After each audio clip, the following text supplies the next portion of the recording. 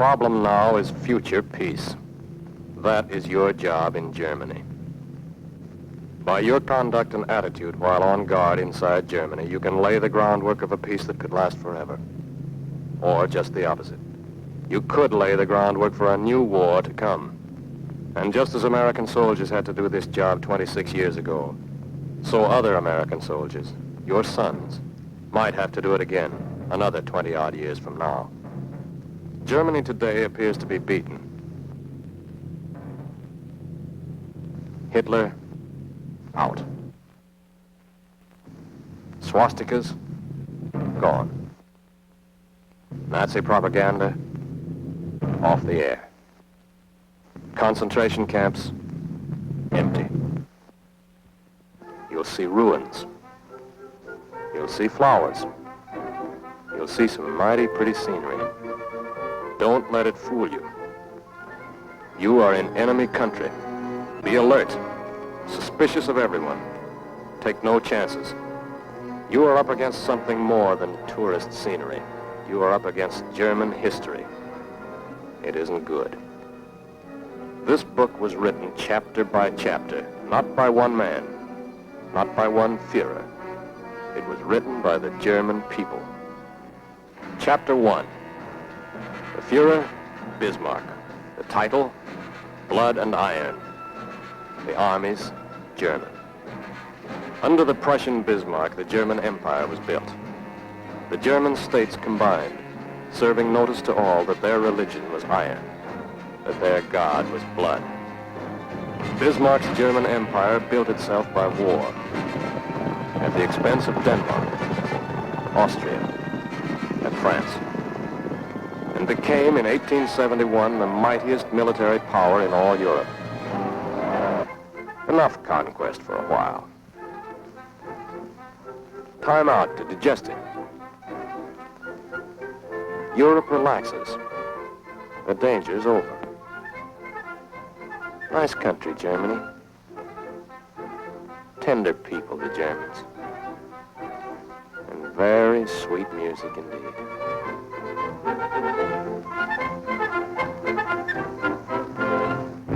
Chapter 2. A new Führer. Kaiser Wilhelm. New title. Deutschland über alles. Germany over all.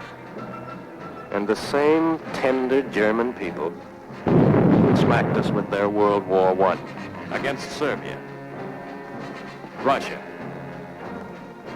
France, Belgium, Italy, Britain, and the United States of America. It took all of us to do it, but we finally knocked that Führer out, defeated the German armies. Second chapter ended. We marched straight into Germany and said, "Why, these people are okay. It was just that Kaiser we had to get rid of. You know, this is really some country. When it comes to culture, well, they lead the whole world." We bit. We poured in our sympathy. We pulled out our armies. And they flung chapter 3 in our faces. Führer number 3. Slogan number 3. Today, Germany is ours. Tomorrow, the whole world. And the tender, repentant, sorry German people carried the torch of their culture to Austria, Czechoslovakia, Poland, France, England, Norway, Holland, Denmark, Belgium, Luxembourg, Russia, Yugoslavia, Greece, and the United States of America. Over the shattered homes, over the broken bodies of millions of people who had let down their guard. We almost lost this one. It took everything we had.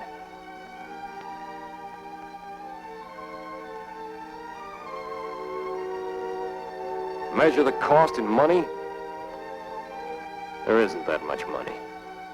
Measure the cost in lives? We can only guess at that figure. It took burning and scalding, drenching, freezing. It took legs, fingers, arms, and it took them by the millions. It cost hours, days, and years that will never return. We threw in our health, our wealth, our past and our future. It took every last ounce of our courage and guts. Now what happens? Oh, hell, this is where we came in. Yeah, this is where we came in. And chapter 4? Could be. It can happen again. The next war. That is why you occupy Germany. To make that next war impossible. No easy job. In battle, you kept your wits about you.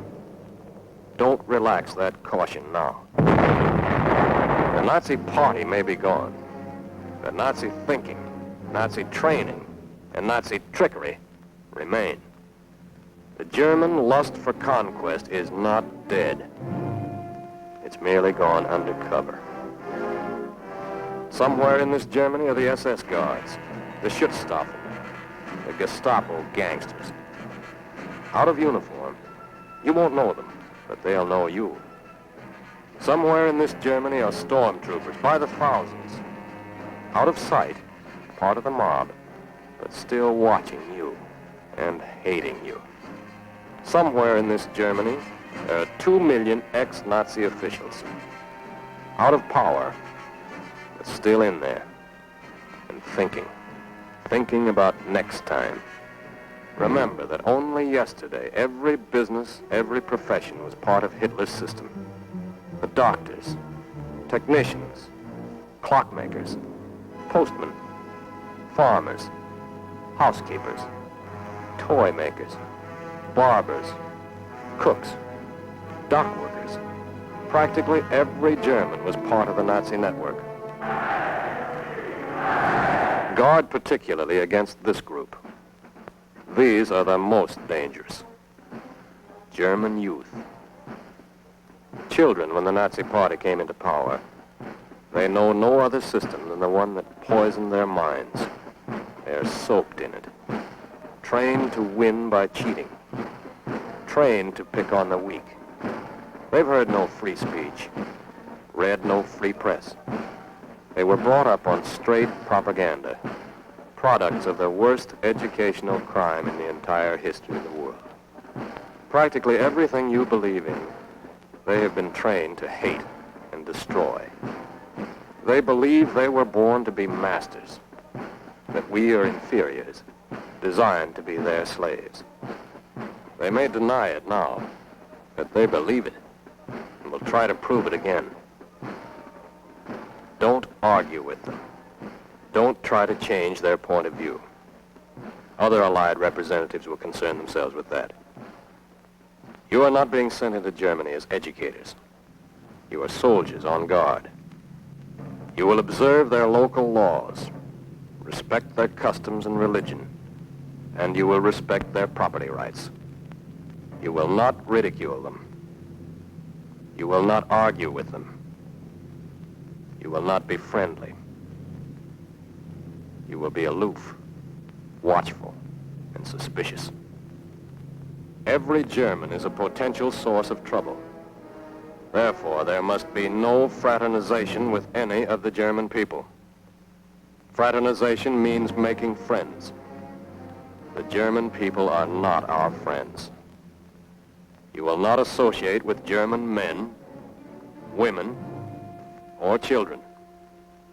You will not associate with them on familiar terms, either in public or in private.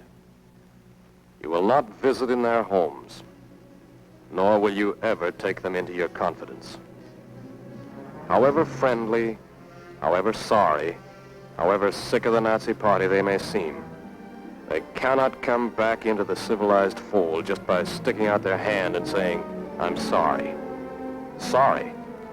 Not sorry they caused the war. They're only sorry they lost it. That is the hand that hiled Adolf Hitler. That is the hand that dropped the bombs on defenseless Rotterdam, Brussels, Belgrade. That is the hand that destroyed the cities, villages, and homes of Russia. That is the hand that held the whip over the Polish, Yugoslav, French, and Norwegian slaves. That is the hand that took their food, the hand that starved them.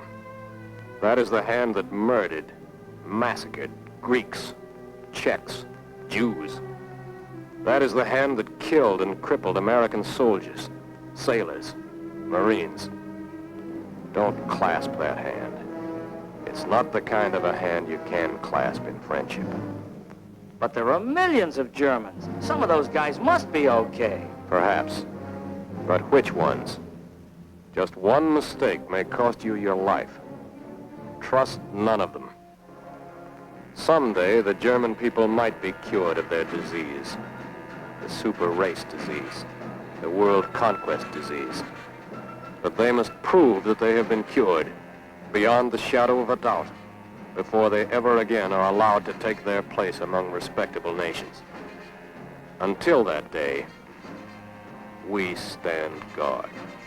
We are determined that their plan for world conquest shall stop, here and now. We are determined that they shall never again use peaceful industries for warlike purposes. We are determined that our children shall never face this German terror. We are determined that the vicious German cycle of war, phony peace, war, phony peace, war, phony peace, shall once and for all time come to an end. That is your job in Germany.